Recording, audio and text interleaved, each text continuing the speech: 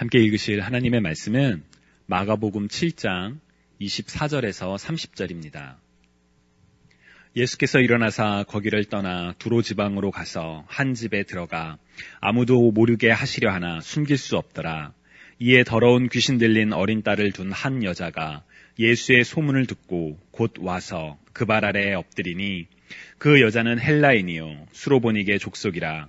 자기 딸에게서 귀신 쫓아내 주시기를 간구하거늘 예수께서 이르시되 자녀로 먼저 배불리 먹게 할지니 자녀의 떡을 취하여 개들에게 던짐이 마땅치 아니하니라. 여자가 대답하여 이르되 주여 올소이다마는 상 아래 개들도 아이들이 먹던 부스러기를 먹나이다. 예수께서 이르시되 이 말을 하였으니 돌아가라. 귀신이 내 딸에게서 나갔느니라 하시매 여자가 집에 돌아가 본즉 아이가 침상에 누웠고 귀신이 나갔더라. 아멘. 주님이 사랑하시는 여러분, 여러분들은 기도하실 때 어느 때가 가장 힘드신가요? 개인적으로 저는 제가 눈만 감으면 잠드는 습관이 있어서 기도하다 잠드는 게 참 힘듭니다. 그래서 기도하다가 종종 잠을 들 때가 있기 때문에 깨어서 기도하려고 많이 노력하는 편입니다. 아마도 이런 육체의 연약함은 저를 비롯한 몇몇 사람만의 고민은 아닌 것 같습니다. 예수님께서 잡히시던 날에도 베드로를 비롯한 제자들이 잠에 빠진 적이 있지요. 그때 제자들을 향해 예수님께서 하셨던 말씀이 시험에 들지 않도록 깨어서 기도하라. 영은 원하지만 몸이 연약하구나 였습니다. 저도 잘 지키지는 못하지만 혹시 저와 같은 육체의 연약함으로 인하여 기도를 하실 때 어려움을 느끼시는 분들이 계신다면 시험에 들지 않도록 깨어서 기도하는 저와 여러분이 되시기를 주님의 이름으로 간절히 축원합니다. 말씀드린 육체의 연약함은 기도를 하는 중에 우리를 힘들게 만듭니다. 그런데 기도를 마치고 난 뒤에도 우리를 힘들게 하는 것이 있습니다. 여러분 혹시 어떤 것들이 있으신지 떠오르시는 게 있으신가요? 기도를 마치고 난 뒤에 기도를 어렵게 하는 일들, 저는 응답받지 못하는 기도라고 생각합니다. 간절히 기도하지만 하나님께서 침묵하시는 것처럼 보일 때, 혹은 간절히 기도하지만 하나님께서 우리의 기도를 들어주시지 않는 것처럼 생각될 때 우리 마음에 갈등과 그리고 시험이 임하는 순간인 것 같습니다. 계속 같은 제목으로 내가 기도를 해야 할까? 그렇다면 언제까지 나는 이것으로 기도를 해야만 할까? 혹은 내가 기도 제목을 바꿔야 하는 것이 아닐까? 도대체 나는 어떻게 기도해야지? 하는 그런 생각들. 아쉽지만 저 역시 이에 대한 분명한 그리고 언제 어디서나 적용 가능한 답변을 가지고 있지는 못합니다. 다만 기도가 응답되지 못하는 것처럼 보일 때 우리가 할 수 있는 일들 중에 하나를 오늘 마가복음 말씀을 통해 여러분들과 함께 나누고자 합니다. 오늘 우리가 읽은 마가복음 7장 24절에서 30절은 사실 참 쉽지 않은 그런 본문입니다. 왜냐하면 예수님께서 두로 지역에서 만난 한 여인과의 나누는 대화 내용, 그 대화의 표현과 말 때문입니다. 먼저 두로 지역은 오늘날의 티레라는 도시로 레바논 서부에 위치한, 그리고 예루살렘으로부터 한참 북쪽에 위치한 해안 도시를 가리킵니다. 이 지역은 고대로부터 해상 무역과 그리고 상업이 발달하여 많은 부를 축적했던 그런 부유한 도시였습니다. 그래서 이사야 23장에서 이사야는 이 부유했던 지역이 하나님의 심판을 받게 될 것이라고 예언을 한 적도 있지요. 이스라엘 사람들은 이방인들이 거주하던 이 두로 땅을 기피했지만 예수님께서는 유대인들의 완악함을 지적하며 비교 대상으로 이 두로를 말씀하시곤 했습니다. 예를 들어 마태복음 11장 21절을 보면 화 있을진저 고라시나 화 있을진저 벳세다야 너희에게 행한 모든 권능을 두로와 시돈에 행하였더라면 그들이 벌써 베옷을 입고 제에 앉아 회개하였으리라 라고 경고하신 적도 있었습니다. 마가복음과 누가복음을 보면 예수님께서 병자를 고치신다는 그 소식을 듣고 유대와 예루살렘은 물론 바로 이 두로와 시돈 지역으로부터 많은 사람들이 예수님을 찾아왔다고 기록하고 있기도 합니다. 그래서 두로는 이방 땅이지만 예루살렘으로부터 멀리 떨어져 있는 곳이지만 이스라엘의 소식이 전해지는, 그래서 사람들이 왕래하는 그런 가깝고도 먼 그런 땅이 바로 예수님이 살던 시대의 두로라는 지역이었습니다. 오늘 본문 24절을 보면 예수님께서는 바로 이 두로 지역에 가셨습니다. 왜 예수님께서 마가복음 7장에서 이 두로 지역을 방문하셨는지 그 이유는 분명하지는 않습니다. 혹자는 지난주일 설교에서 다루었던 것처럼 마가복음 7장 전반부에서 예수님께서 하나님의 계명보다 사람의 전통을 더 중시하며 잘못된 가르침을 강요하는 바리새인들을 비판하시고 난 뒤에 그들로부터 피하기 위하여 두로 지역에 방문하신 것이다 라고 해석하는 사람들도 있습니다. 또는 혹자는 예수님께서 이 이방 도시를 방문하신 이유는 선택받은 민족들로부터 거절받았음을 상징적으로 보여주는 사건이다 라고 이야기하기도 하지요. 혹은 너무 많은 사람들이 예수님을 쫓아오니까 그들로부터 피하기 위하여, 쉼을 위하여 일부러 방문하신 것이다 라고 이야기를 하기도 합니다. 이유가 어찌되었든 이스라엘 민족들은 방문하기를 꺼려하던, 기피하던 바로 그 이방 땅, 하나님의 구원이 결코 임하지 않을 것이라고 생각했던 바로 그 땅에 하나님의 아들 예수 그리스도께서 방문하셨고, 그리고 그곳에서 한 여인을 만나게 되셨습니다. 헬라인이요, 그리고 수로보니게 족속이라고 불리는 이 여인은 예수님의 병고침에 그 이야기를 듣고, 소문을 듣고 예수님께 나와 귀신 들린 자신의 딸을 고쳐달라고 간청을 합니다. 그러나 예수님의 답변은 우리가 알고 있는 혹은 기대하는 그런 답변과는 거리가 한참 먼, 아니 많은 그리스도인들을 깜짝 놀라게 하는 그런 내용이었습니다. 27절을 보시면 자녀로 먼저 배불리 먹게 할지니 자녀의 떡을 취하여 개들에게 던짐이 마땅치 아니하니라 라고 답하셨기 때문입니다. 이스라엘 사람들은 가지 않는 이방 지역을 손수 방문하셨던 예수님께서 이스라엘 사람은 자녀로, 그리고 이방인은 개로 분류하는 그 모습은 잘 다가오지 않습니다. 특히 성경에서 개는 구약과 신약 모두 부정한 동물로 이렇게 인식되고 있기 때문에 왜 예수님께서 이런 차별적인 단어를 이방인을 향해, 그것도 도움을 청하는 여인에게 사용하셨는지 의문이 들기도 합니다. 그러나 오늘 본문과 같은 사건을 기록한 마태복음 15장을 보면 사실 이때 벌어졌던 사건은 더 충격적입니다. 마태복음 15장 21절에서 28절을 보면 예수님께서 두로와 시돈 지방에서 이 가나안 여인을 만났을 때의 상황이 보다 자세하게 적혀 있습니다. 22절을 쉬운 성경으로 읽으면, 그런데 그 지역에 사는 어떤 가나안 여자가 예수님께 와서 소리쳤습니다. 주님, 다윗의 자손이여, 저를 불쌍히 생각하시고 도와주세요. 제 딸이 귀신 들려서 매우 고통받고 있습니다 라고 말하는 장면이 기록되어 있습니다. 그런데 23절을 보면, 그러나 예수님께서는 그 여자에게 한마디도 대답하지 않으셨습니다. 제자들이 예수님께 와서 청했습니다. 저 여자를 돌려보내십시오. 우리를 따라다니면서 소리 지르고 있습니다 라고 이야기를 하십니다. 즉 마태복음에는 마가복음과 달리 예수님께서 이 도움을 청하는 이방 여인의 간청을 무시하셨다는 그런 순간이 기록되어 있습니다. 심지어 제자들이 말하는 것을 고려하면 이 여인은 계속 예수님을 쫓아다니며 주여 다윗의 자손이여 제발 저를 불쌍히 여기고 도와주세요 라고 말하고 있지만 예수님께서는 아무런 답변도 안 하시고 심지어 상대도 안 하셨던 것처럼 보이기까지 합니다. 그래서 제자들이 와서 제발 저 여인을 돌려보내라고 그렇게 예수님께 부탁드리고 있는 것이지요. 계속되는 여인의 간청에 마침내 입을 여시며 하시는 말씀은 자기 자식의 빵을 집어서 개에게 던져주는 것은 옳지 않다라며 마가복음에서 하셨던 그 말씀, 이스라엘 자손은 자녀이지만 이방인은 개라고 인식되는 말씀을 하고 계십니다. 저는 설교를 준비하면서 이 부분이 참 불편했습니다.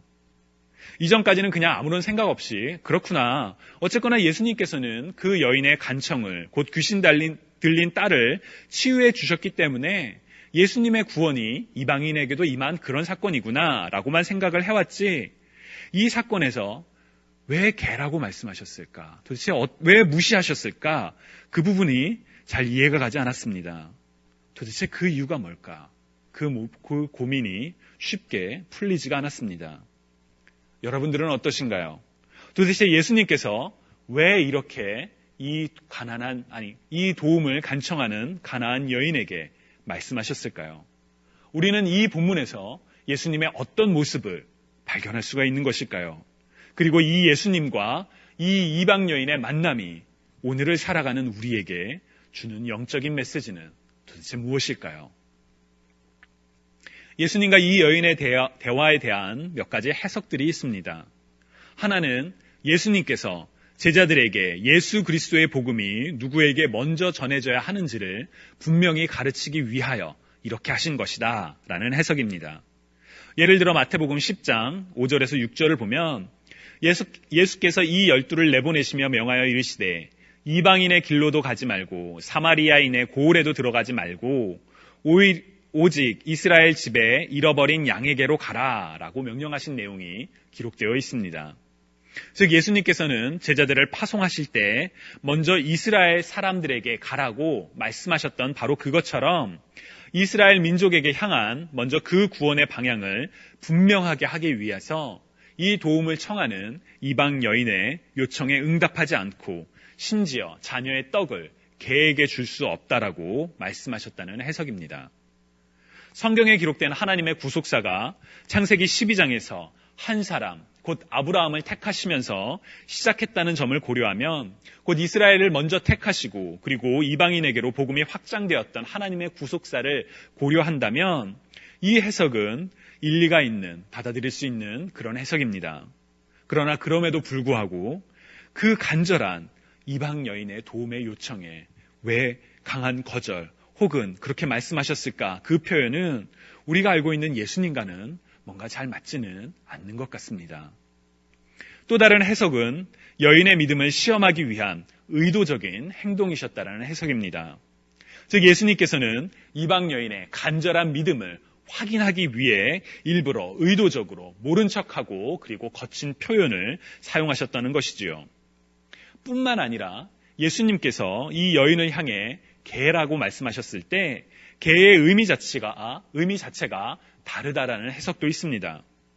이스라엘 민족에게 분명 개는 부정한 짐승입니다. 그리고 경멸의 대상이었지요. 그렇지만 당시 이방인들에게 개는 애완동물로 기르고 있었기 때문에 이방인들에게 개라는 단어가 그렇게 모욕적이지는 않았다라는 해석이 있습니다. 게다가 본문에서 개라고 번역된 그리스어 퀴나리오는 일반 개가 아니라 어린 강아지를 가리키는 단어입니다. 그래서 예수님께서 퀴나리온, 곧 어린 강아지라고 언급하실 때 이 이방 여인은 멸시당하는 이스라엘 사람들이 부정하다고 생각하는 그런 개의 이미지를 떠올린 것이 아니라 집에서 흔히 가족과 같이 기르는 바로 그 애완동물의 이미지를 떠올렸다라고 해석할 수 있다는 것이지요. 이 해석이 맞다면 이 여인은 예수님의 답변에 심한 모멸감을 느끼지는 않았을 것이라는 그런 해석도, 그런 가정도 우리가 해볼 수 있습니다.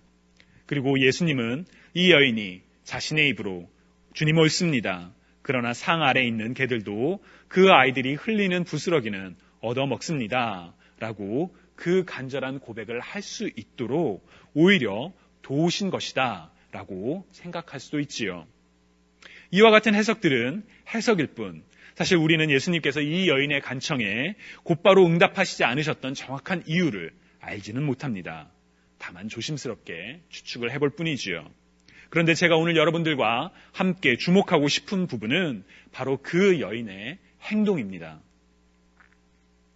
예수님의 의도를 우리는 분명히 알 수는 없지만 우리는 이 여인의 의도와 그리고 행동을 통해 한 가지 중요한 메시지를 찾을 수 있기 때문입니다. 그것은 바로 기도하는 자세입니다. 오늘 본문 속 여인은 예수님께로 나와 자신의 간구를, 기도를 아뢰입니다. 아마도 부모라면 이 여인의 간절함을 잘 아실 수 있으리라 생각합니다. 귀신 들림으로 인하여 정상적인 생활을 하응하지 못하는 딸을 보며 늘 마음이 아파하고 안타까워하다가 어느 날 유대 땅에서 많은 병자를 고치고 있다란 젊은 한 청년의 이야기를 듣게 됩니다. 그리고 그 청년이 자신의 마을에 오게 됐다는 소식을 듣고 이 여인은 간절한 희망을 붙잡고 이 젊은 청년에게 나온 것이지요. 이 젊은 청년이 자신의 딸을 고칠 수 있을까 반신반의하는 믿음이 아니라 이 청년이 자신의 딸을 반드시 고칠 수 있다는 확신을 가지고 나왔습니다. 그렇지 않았다면 예수님께서 이 여인의 간청을 모른 척하고 심지어 자신의 자녀에게 줄 떡을 개에게 줄 수 없다라는 그 말에도 불구하고 예수님께 계속 매달리지는 않았을 것이기 때문입니다. 여인은 분명한 확신을 가지고 나왔습니다. 예수님만이 답이다. 예수님만이 지금 내 삶의 문제를 해결하실 수 있다는 믿음을 가지고 예수님께로 나왔습니다. 그러나 그러한 확신에도 믿음에도 간절한 부탁에도 기도에도 예수님께서 바로 응답해 주지 않으셨습니다. 저는 그 순간이 바로 우리가 기도하고 난 뒤에 바로 겪게 되는 그 어려움과 같다라고 생각합니다. 간절한 마음으로 부르짖지만 내 삶에는 변화가 없습니다. 간절한 마음으로 도움을 간청하지만 내 질병은 그대로이고 삶의 기름은 여전히 보이지 않고 풀리지 않는 관계의 어려움은 그대로 남아있는 바로 그 순간, 어쩌면 무응답 혹은 거절이라고 생각할 수 있는 그 시간에 우리의 믿음이 흔들릴 때도 있지요. 하나님께서 내 문제를 해결하시지 않는구나, 내 문제에 관심이 없구나, 내 필요에 응답하시지 않는구나 라고 착각할 수도 있는 바로 그 순간 말입니다. 만약에 이 이방 여인이 우리와 같은 그런 착각에 빠졌더라면 여인은 자녀의 떡을 개에게 던져줄 수 없다라는 그 대답에 고개를 숙이며 돌아갔을 것입니다.